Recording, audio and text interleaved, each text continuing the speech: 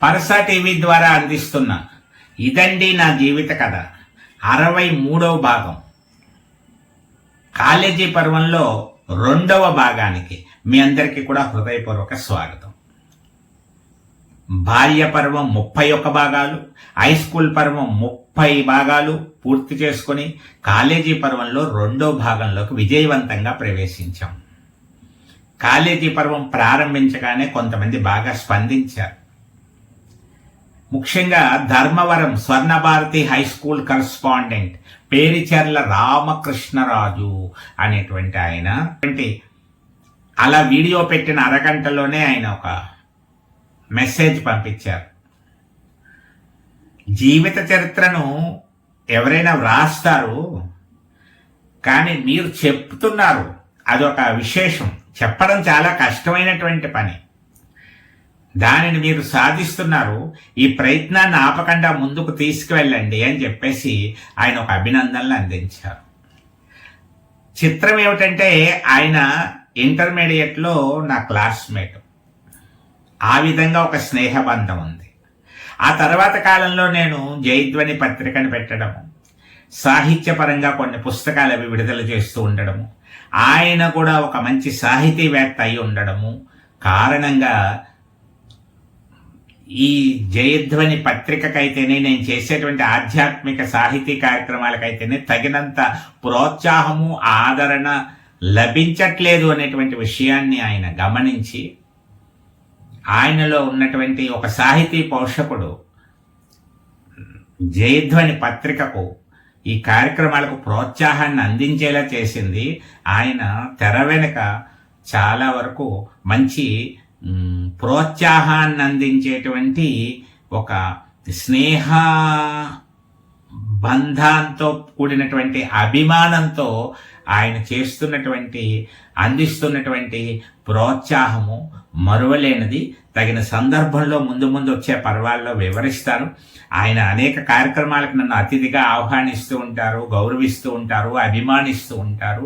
మరి వారి యొక్క కోరిక ప్రకారం తప్పనిసరిగా ఈ జీవిత చరిత్రను ముందుకు కొనసాగిస్తానని తెలియజేస్తూ కార్యక్రమంలో ప్రవేశిద్దాం. కొవ్వూరులో కాలేజీ జీవితం ప్రారంభమైంది.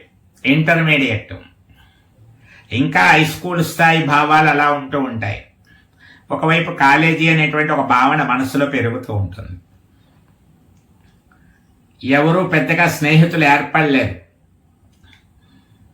ఎందువల్లంటే సమయానికి లోపలికి వెళ్ళడం, దూరం నుంచి వెళ్ళాలి కదా. మరి లంచ్ అవర్లో బయటకు వచ్చి వేరొక చోటకు వచ్చి భోజనం చేసి మళ్ళీ వెళ్ళడం,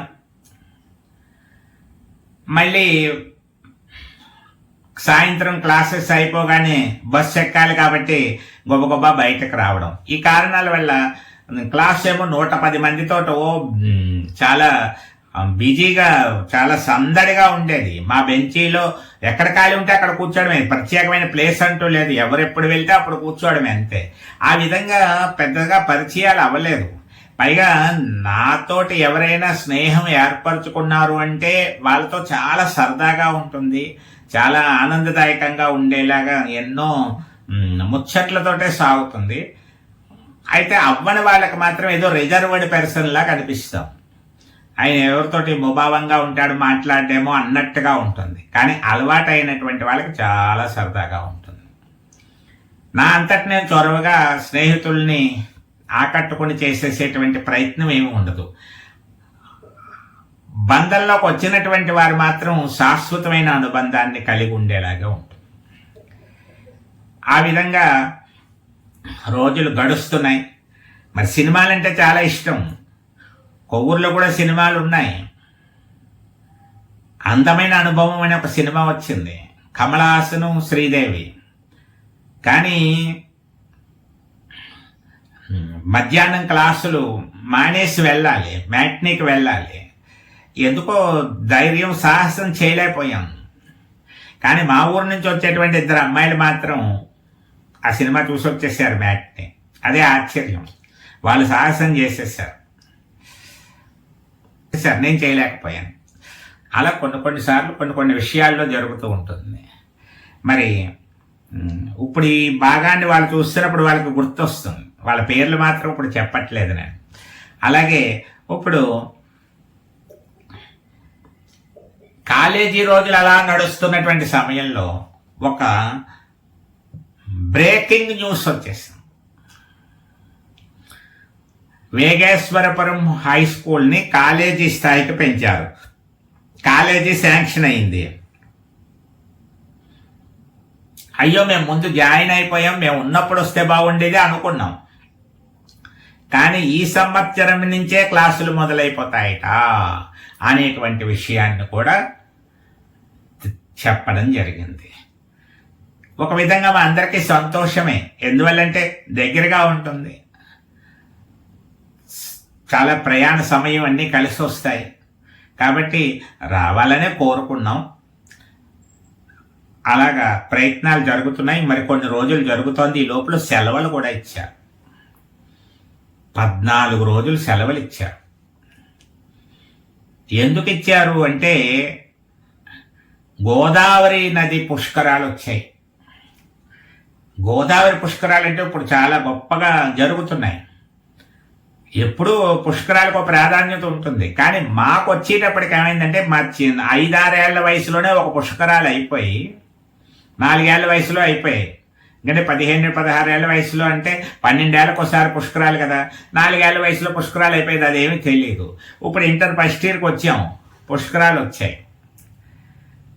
అందువల్ల పుష్కరాలంటే ఏమిటో గోదావరిలో స్నానాలు చేస్తారు అన్నంత వరకే తెలుసు. ఎందుకంటే పెద్ద ఆధ్యాత్మిక పరిజ్ఞానం అది కూడా పెద్దగా లేదు.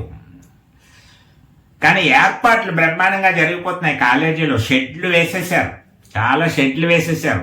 ఎందుకంటే పుష్కరాలుగా చాలా మంది వస్తారట, యాత్రికులు వస్తారు. ఇక్కడ అందరూ వసతి కింద ఉంటుందిట, కూర్చుంటారు, భోజనాలు అవి చేసుకుంటారు, పడుకుంటారు అని చెప్పేసి చెప్పుకునేవారు. చూసి వాళ్ళు చాలా పెద్ద పెద్ద షెడ్లు అవి ఖాళీ స్థలం అంతా వేసుకుంటూ వస్తున్నారు అంట.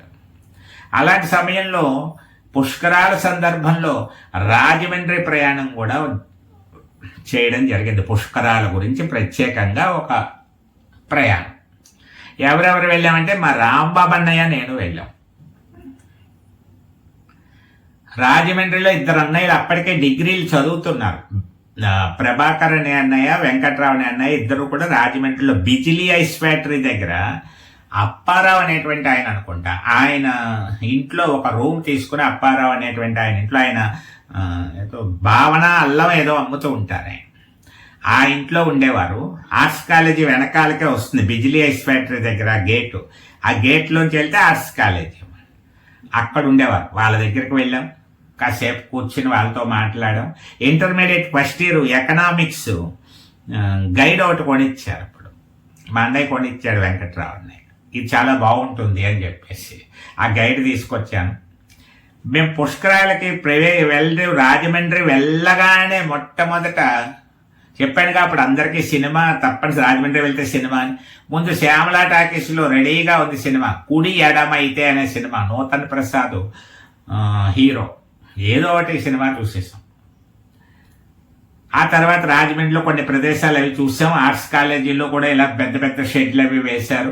అది చూసేసి మరి ఇంకా ఏమేమి తిరిగామో గుర్తులేదు, కానీ సినిమా విషయం కూడా గుర్తుంది. వచ్చేటప్పుడు ఇంటింటి రామాయణం అనేటువంటి సినిమా చూసాం, చంద్రమోహన్, రంగనాథ్. ఆ సినిమా చూసుకొని తాళపూడి వచ్చేయడం జరిగింది. ఆ విధంగా రోజులు కొద్దిగా గడుస్తున్నాయి. మరి ఇంటి దగ్గర పరిస్థితి, వ్యక్తిత్వం, జీవిత కథ అనేటప్పటికీ ప్రధానమైనటువంటి ఇదిగా నేను ఉండాలి కదా. ప్రధానం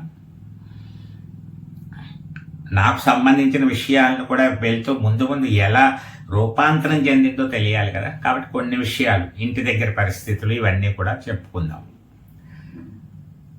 మా ఇల్లు బంగాళా పెంకిళ్ళు. ఆ రోజుల్లో పెంకుటిళ్ళు, బంగాళా పెంకుటిళ్ళు, పాకలు ఎక్కువగా ఉండేవి. నెమ్మదిగా డాబాలు ఏర్పడడం మొదలైంది. అన్ని పెంకుటిళ్ళే ఎక్కువ. ఆ పెంకుటిల్లో కొన్ని బంగాళా పెంకిళ్ళు ఉండేవి, చల్లగా ఉంటుందని ఏదో ఒక భావనతో. ఆ బంగాళా పెంకిళ్ళు అయితే ఏమైనా కోతులు ఏమైనా ఎక్కి తొక్కినప్పుడు ఏమైందంటే, ఆ పెంకు తేడా వస్తే, అది చిల్లు పడితే, ఆ పెంకు పగిలిపోతే, వాన వచ్చినప్పుడు ఏమయ్యేదంటే, కొంచెం పెద్ద వాన పడిందంటే వాన పడిపోతూ ఉండేది, గదిలో వాన పడిపోతూ ఉండేది. ఎక్కడెక్కడ కోతులు తొక్కి పాడి చేసాయో అక్కడ వాన వచ్చేస్తూ ఉంటుంది. అప్పుడు గిన్నెలు అవి పెట్టేవాళ్ళం. ఆ వాన నీరంతా ఇదైపోకుండా గిన్నెలో పడేలా. వాన అంతా అయిపోయాక నీళ్లు పారబోయవలసి వచ్చేది. మళ్ళీ వాన తగ్గాక కొత్త పెంకులు కొని తెచ్చి మళ్ళీ జాగ్రత్తగా ఎక్కేవాళ్ళు దొరకకపోతే అవసరమైతే మా నాన్నగారే అప్పుడప్పుడు ఎక్కిన సందర్భాలు ఉన్నాయి. ఎవరైనా దొరికితే సరే, లేకపోతే గొప్పని పెట్టేయాలని ఉద్దేశం వెళ్ళి ఆ పెంక అలా పెట్టేయడమే, లేకపోతే ఎవరితో ఒకరి చోట పెట్టించేవారు. అలా మొత్తం మీద దాన్ని కప్పి అమ్మయ్య అనుకునేవాళ్ళు. మళ్ళీ కొన్ని రోజులు మళ్ళీ ఇలా జరుగుతూ ఉండేది. ఇలాగ ఒక పరిస్థితి అలా జరుగుతూ ఉండేది. అలాగే మరి ఆర్థిక పరంగా చూసుకున్నట్లయితే ఖర్చులు చాలా పెరగడం మొదలుపెట్టాయి. అందరూ చదువుల్లోనే ఉన్నారు. ఆ విధంగా చూసుకుంటే ఏమైంది, కొన్ని ఒడిదుడుకులు, వాటన్నిటినీ ధైర్యంగా ఎదుర్కొంటూ కుటుంబాన్ని నడిపించినటువంటి విధానాన్ని అతి దగ్గరగా గమనించినటువంటి అనుభవం తర్వాత కాలంలో నేను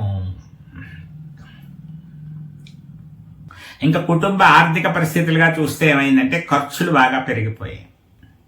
ధరలు పెరగడం మొదలుపెట్టాయి, ఖర్చులు పెరిగాయి. అందరూ చదువులే. రాజమండ్రిలో 2 చదువుతున్నాను, ఇంకొక అన్నయ్య చదువుతూ ఉంటారు, నేను చదువుతున్నాను. ఆదాయం తెచ్చేవాళ్ళేమో ఎవరూ లేరు, తెచ్చే ఆయన ఒక ఆయనే ఉన్నారు. అవసరానికి మించి ఖర్చు పెరిగిపోతూ ఉన్నటువంటి సభ్యుల సంఖ్య మాత్రం చాలా ఎక్కువగానే ఉంది. 15 మంది పైన ఉన్నాం. వీటన్నిటినీ తట్టుకుని ఆ కుటుంబాన్ని నడిపించినటువంటి తీరు ఒక మధ్యతరగతి జీవితానికి ఒక అర్థం పడుతుందని చెప్పచ్చు. అలాగే ధైర్యంగా ఆ రోజుల్లో ఎలా నడిపేవారో అర్థమవుతుంది. బంధాలకి అనుబంధాలకి విలువిచ్చుకుంటూ చెయ్యవలసిన పనులన్నీ సక్రమంగా చేసుకుంటూ ఆత్మగౌరవాన్ని కాపాడుకుంటూ ఎవరి దగ్గర చేతులు చాపకుండా అవసరమైతే సాయం చేస్తూ స్వయం కృషితోటి కుటుంబాన్ని నడిపించినటువంటి విధానము చాలా కుటుంబాల్లో ఉంది. అది అలా ఆ రోజుల్లో అన్నీ అలా నడిచినటువంటి కుటుంబాలే. అదన్నీ దగ్గర నుంచి చూసాం.